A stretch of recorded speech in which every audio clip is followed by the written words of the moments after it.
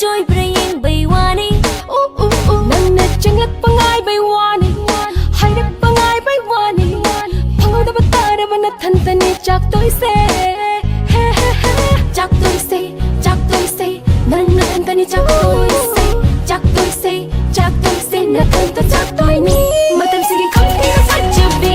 Passing the over the letter B. Dari mata what the bug be me. Only box if I'm in bada. Kari kara hiding behind horo. Ingani ba itong day na rao. Nang say yam thi na hindi ni. Only the hand ma the poking roy.